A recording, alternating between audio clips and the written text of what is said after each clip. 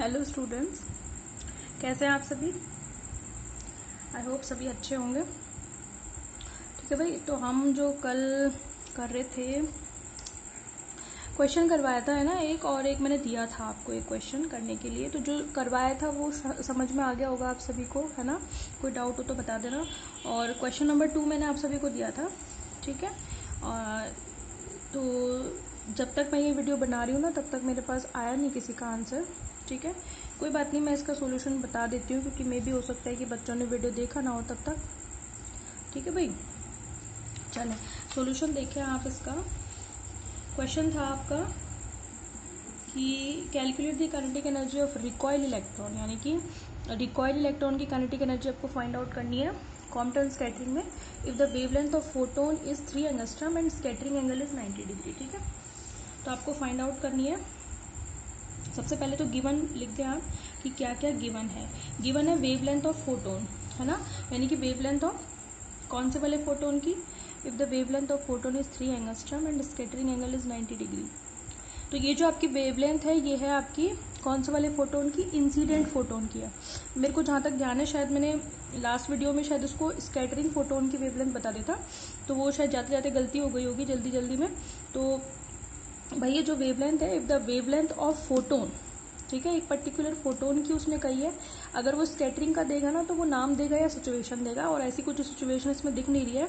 तो if the wavelength of photon is 3 angstrom, ठीक है। तो जो वेवलेंथ आने वाला होता है, इंसिडेंट फोटोन होता है, उसकी वेवलेंथ कितनी होती है, लैम्डा हम जानते हैं, और उसकी दे रखी है 3 एंगस्ट्रॉम। स्कैटरिंग एंगल होता है 5, वो दे रखा है हमें 90 डिग्री।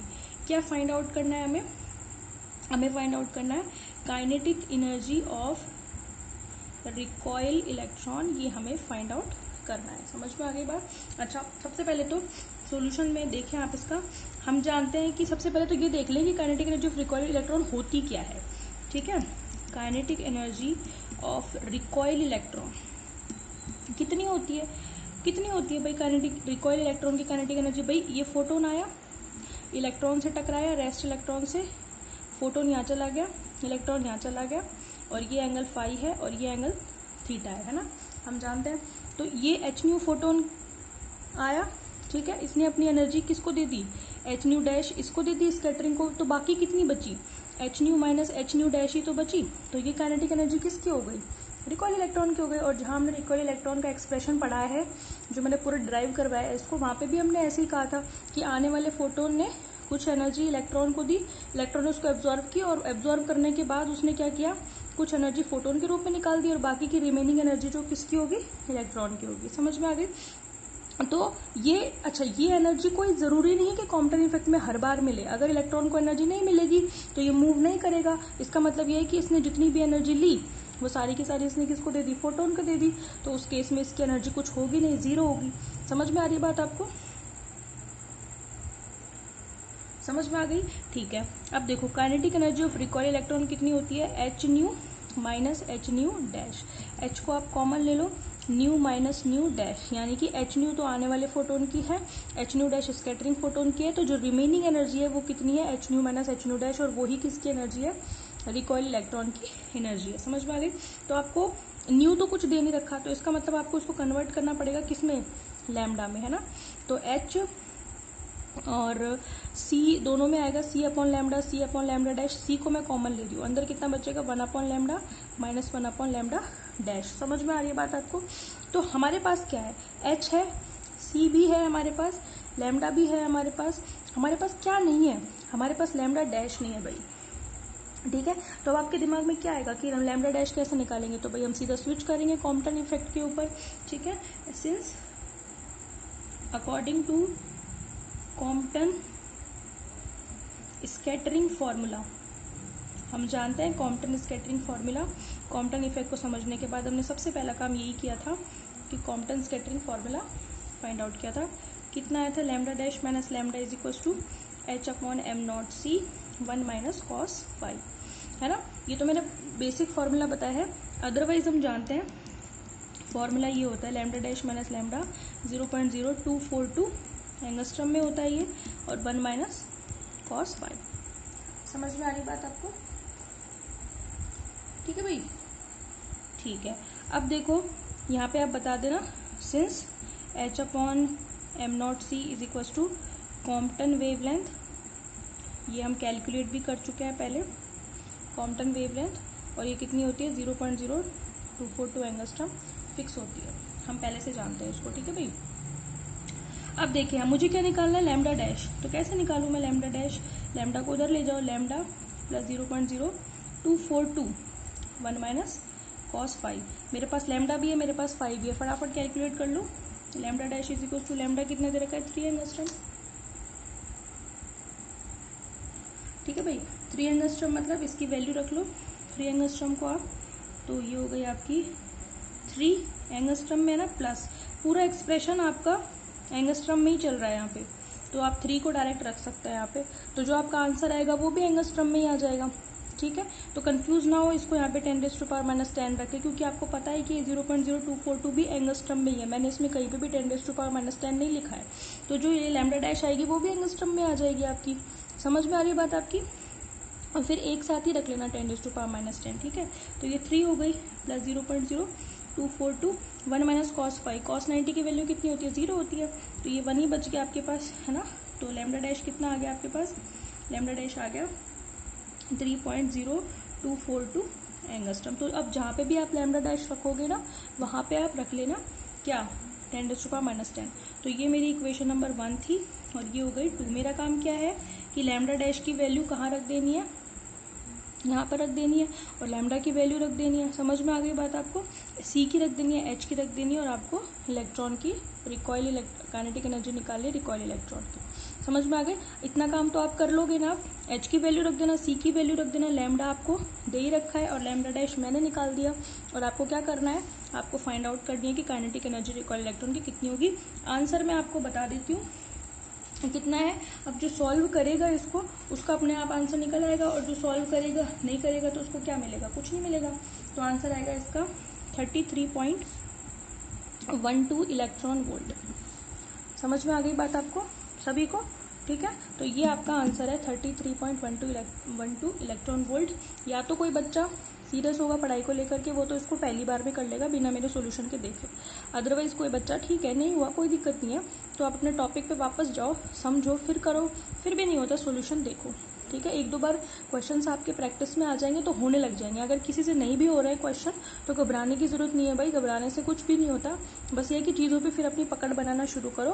फिर भी अगर नहीं होते हैं तो देन आप सॉल्यूशन को देख लो, कोई बुराई नहीं है, लेकिन उससे सीखो, ये नहीं कि बस रट्टा मारा उसका और चलने दो, काम चल जाएगा, ठीक है, ऐसे नहीं। फिर एक बार आपको लिंक बैठ जाएगा तो अपने आप नेक्स्ट क्वेश्चन फिर खुद से हो जाएगा, ठीक है। तो ऐसे घबराने की जरूरत नहीं है। आंसर निकाल लेना आप इसका 33.12 इलेक्ट्रॉन वोल्ट आएगा। नेक्स्ट आपको बस यहाँ पे वैल्यूज रखनी है, ठीक है। चलिए नेक्स्ट क्वेश्चन पे जा रही हूँ मैं। नेक्स्ट क्वेश्चन है आपका, देखेंगे, बहुत अच्छा क्वेश्चन है। क्वेश्चन है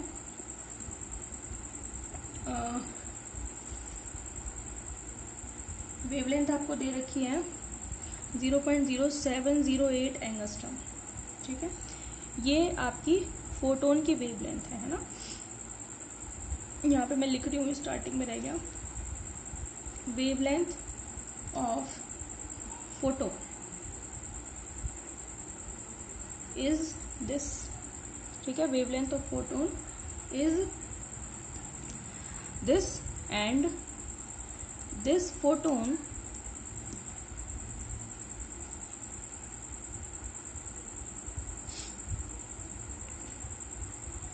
after Compton effect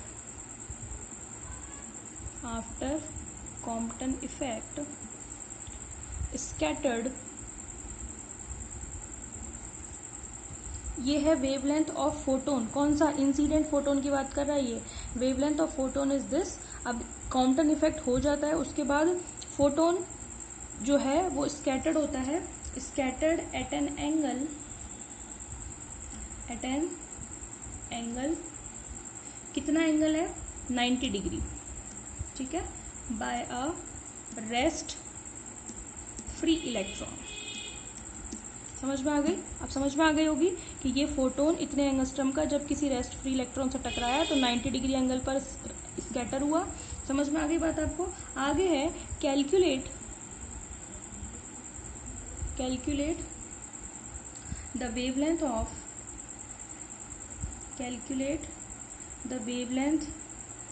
ऑफ, ठीक है, एल है भाई, है ना, एफ जैसा दिख गया, बन गया मेरे से, wavelength of scattered photon, wavelength of scattered photon. Also find the direction of recoil electron. समझ में आ गई बात आपको? तो ये आपका क्वेश्चन है, हिंदी में बोल देती हूँ मैं। 0.0708 एंगस्ट्रॉम तरंग दैर्ध्य का एक फोटोन विराम अवस्था में मुक्त इलेक्ट्रॉन द्वारा 90 डिग्री कोण पर प्रकीर्णित होता है। प्रकीर्णन के पश्चात फोटोन के तरंग दैर्ध्य की गणना कीजिए और प्रतिक्षिप्त इलेक्ट्रॉन की दिशा भी ज्ञात कीजिए। ठीक है, तो क्वेश्चन में साफ साफ आपको दे रखा है कि जो 0.0708 है ये लैम्डा यानी कि आने वाले फोटोन की या इंसिडेंट फोटोन की वेवलेंथ है। समझ में आ गई? स्कैटरिंग एंगल दे रखा है आपको, फाई कितना दे रखा है, 90 डिग्री एंगल स्कैटरिंग एंगल दे रखा है आपको फाइंड आउट करना है। Calculate the wavelength of scattered photon, यानी कि आपको लैम्डा डैश फाइंड आउट करना है। समझ में आ गई? तो मुझे नहीं लगता कि लैम्डा डैश निकालने में किसी बच्चे को कोई दिक्कत होगी।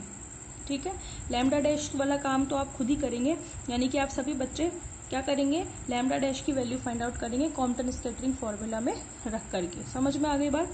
वो सभी आप करेंगे। नेक्स्ट इसमें कुछ पूछा है, also find the direction of recoil electron. ठीक है, तो आप इसमें लैम्डा डैश कैलकुलेट कर लेना। ठीक है, लैम्डा डैश का मैं आंसर बता देती हूँ। आंसर मैं इसलिए नहीं बताती कि आप डायरेक्ट लिख लो, डायरेक्ट तो कैसे लिखोगे, प्रोसीजर तो आप ही को फॉलो करना पड़ेगा तभी आएगा। ठीक है, लैम्डा डैश का आंसर आएगा 0.7322 एंगस्ट्रॉम। ये आएगी लैम्डा डैश की वैल्यू, जो आपको खुद ही फाइंड आउट करनी है, कि कॉपी में आप तब तक प्रोसीजर नहीं कर पाओगे जब तक आपको समझ में नहीं आएगा। मैंने तो सिर्फ आंसर ही तो बताया, आंसर से क्या होता है। ठीक है, ओके। देन आपसे पूछा है डायरेक्शन ऑफ रिकॉइल इलेक्ट्रॉन। भाई ऐसे फॉर्मूला बेस्ड क्वेश्चन ही ज़्यादा पूछे जाते हैं आपसे, कोई बिल्कुल ही एग्जामिनर बहुत ज़्यादा चाहता है आपको एनालिटिकली चेक करना, तो ही आपको वो कॉन्सेप्चुअल क्वेश्चन देगा। अदरवाइज जनरली चांसेस जो होते हैं बीएससी में आने के वो फॉर्मूला बेस्ड क्वेश्चन ही होते हैं। तो फॉर्मूला बेस्ड तो आप बुक में से एक भी मत छोड़ो, जो सीधे सीधे क्वेश्चन फटाफट एक फॉर्मूला रखा और हो रहे हैं उनको तो कतई मत छोड़ो आप। ठीक है, जो थोड़े बहुत इधर उधर हटके हैं वो मैं खुद ही करा देती हूँ। समझ में आ गई? अब आपको क्या फाइंड आउट करना है, direction of recoil electron. Recoil electron की डायरेक्शन tan थीटा के लिए मैंने फॉर्मूला बताया था आपको, साइन फाई अपॉन एक था ना nu upon nu dash minus cos phi, ये मैंने आपको निकलवाया है। ठीक है, अब देखो फाई आपके पास है ही, ठीक है, आपके पास न्यू और न्यू डैश नहीं है, तो क्या दिक्कत है भाई, उसको लैम्डा में कन्वर्ट कर लो ना। तो लैम्डा में कन्वर्ट करोगे तो आपके पास क्या आएगा, उल्टा हो जाएगा, क्योंकि हम जानते हैं कि फ्रीक्वेंसी और वेवलेंथ एक दूसरे के इन्वर्सली प्रोपोर्शनल होते हैं। तो ये जो न्यू है इसको खोलोगे तो सी अपॉन लैम्डा आएगा, इसको खोलोगे तो सी अपॉन लैम्डा डैश आएगा, तो ये किस में कन्वर्ट हो जाएगा, lambda dash upon lambda minus cos phi. C से सी तो कट जाएगा, बाकी इन्वर्सली प्रोपोर्शनल है, इसलिए अगर ये न्यू अपॉन न्यू डैश है लैम्डा में कन्वर्ट करोगे लैम्डा डैश अपॉन लैम्डा हो जाएगा। सही बात है ये। अब लैम्डा आपको दे रखा है, लैम्डा डैश आप यहाँ से कैलकुलेट ही कर लोगे, फाई आपको दे रखा है, आप आराम से क्या निकाल सकते हो, tan फाई कैलकुलेट कर सकते हो। इसको भी मैं नहीं करा रही हूँ, आंसर आएगा इसका phi is equal to 44 degree, ये इसका आंसर है। समझ में आ गई? लैम्डा डैश का मैंने बता दिया, आपको फाइंड आउट करना है। ये मैं हिंट दे के छोड़ रही हूँ क्योंकि कुछ तो करो आप भाई। ठीक है, तो ये मैं चाहती हूँ कि आपका जो टॉपिक पढ़ रहा है वो आप पढ़ रहे हो आप सभी, वो आपके आदत में आ जाए। ठीक है, आपके प्रैक्टिस में आ जाए और कुछ क्वेश्चंस करो तो आपका कॉन्फिडेंस बढ़े। समझ में आ गई बात? ठीक है, नेक्स्ट क्वेश्चन देखें।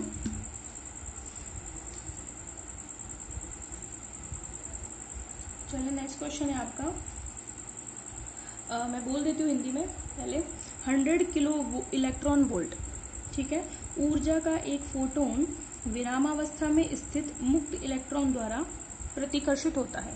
ठीक है, यदि इलेक्ट्रॉन का विराम द्रव्यमान ऊर्जा, मतलब इलेक्ट्रॉन की विराम द्रव्यमान ऊर्जा दे रखी है, वो दे रखी है 0.51 mega electron volt, capital M small e capital V. ठीक है, हो तो प्रतिक्षिप्त इलेक्ट्रॉन की अधिकतम गतिज ऊर्जा ज्ञात करो। समझ में आ गई? ये फॉर्मूला बेस्ड है पर इसका फॉर्मूला थोड़ा सा हटके तरीके से लगेगा, फिर आपको मैक्सिमम काइनेटिक एनर्जी मिलेगी किसकी, रिकॉइल इलेक्ट्रॉन की। ठीक है, तो क्वेश्चन में लिख देती हूँ आपको। क्वेश्चन क्या कह रहा है, क्वेश्चन कह रहा है a photon of energy 100 kilo electron volt, ये आपको दिया हुआ है, is scattered by a stationary मतलब रेस्ट पार्टिकल है, ठीक है, stationary free electron, if the electron's rest mass energy is 0.51 MeV, then find the maximum kinetic energy of recoil electron। देखते हैं ये क्वेश्चन कौन करता है, ये आपका है होमवर्क। समझ में आ गई बात आपको? ये क्वेश्चन देखती हूँ कि मैं कौन कौन बच्चा करता है। Maximum kinetic energy of recoil electron आपसे पूछी है। इसका जो सॉल्यूशन है वो मैं कल ना बता करके परसों बताऊंगी, क्योंकि बच्चे आई थिंक 1-2 वीडियो पीछे चल रहे हैं, तो मेरे पास कमेंट जो है थोड़े लेट आते हैं। समझ में आ गई? इसका सॉल्यूशन मैं आपको 1-2 दिन छोड़ के फिर बताऊंगी। कल जो है मैं आपको कुछ एक न्यूमेरिकल दूंगी, कल मैं आपको नया टॉपिक शुरू कराऊंगी, लेकिन न्यूमेरिकल में कुछ दूंगी तो वो मैं आपके लिए दूंगी, और वो सारे न्यूमेरिकल आपको होमवर्क में करना है। समझ में आ गई बात? कल की वीडियो में हम नया टॉपिक शुरू करेंगे और कुछ न्यूमेरिकल मैं आपको दूंगी, जिनको आपको क्या करना है, क्वेश्चन लिखवाऊंगी, आंसर बता दूंगी, और आपको उन सबके क्या निकालने हैं, सॉल्यूशन निकालना है। समझ में आ गई बात? ठीक है, थैंक यू।